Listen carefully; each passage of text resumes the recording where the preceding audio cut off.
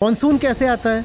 Monsoon तब आता है जब इंडियन पेनिनसुला जो है, जो पूरा सब कॉन्टिनेंट ही ले लो, उसके टेम्परेचर में, लैंड टेम्परेचर में और सी टेम्परेचर में एक जबरदस्त अंतर पैदा हो जाता है। हमें मालूम है जब टेम्परेचर में अंतर होता है तो उसका प्रेशर पे क्या असर पड़ता है। जहाँ हाई टेम्परेचर हो जाएगा वहाँ लो प्रेशर हो जाएगा। जब लो प्रेशर हो जाता है तो फिर समुद्र से वो जो ह्यूमिड हवा है, मॉइस्चर कैरिंग करंट्स हैं, वो आती हैं लैंड की ओर।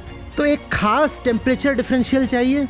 लेकिन अगर टेम्परेचर बढ़ता है तो लैंड और सी का प्रपोर्शन में नहीं बढ़ेगा। जैसे अभी हमने देखा, लैंड का ज्यादा बढ़ जाएगा और इसी तरह अगर ठंडक आती है तो लैंड ज्यादा ठंडा हो जाता है। समुद्र के तापमान में सर्दी और गर्मी में अंतर नहीं होता बहुत, पर जो लैंडलॉक्ड इलाके होते हैं उनमें देखो सर्दी गर्मी में कितना अंतर आ जाता है। दिल्ली में सर्दी ठंडी बहुत हो जाती है, दिल्ली की सर्दी, और गर्मी गर्म बहुत हो जाती है क्योंकि लैंड है, पानी से दूर है।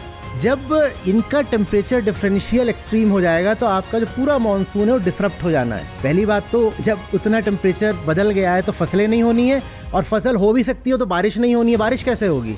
वो एक बहुत डेलिकेट सिस्टम है, जो मॉनसून सिस्टम है वो बहुत डेलिकेट है। इतना टेम्परेचर होता है तो अरेबियन सी और बंगाल की खाड़ी की ओर से फिर हवाएं ऐसे बहनी शुरू करती हैं भारत की ओर, और फिर उनसे हमारे यहाँ बारिश आती है। वो पूरा सिस्टम हम डिसरप्ट कर रहे हैं, हो चुका है डिसरप्ट। तो आपको खाने को कैसे मिलेगा अब ये बता दो, जब पैदा ही नहीं होगा तो। और 150 करोड़ हो आप, कैसे होगा?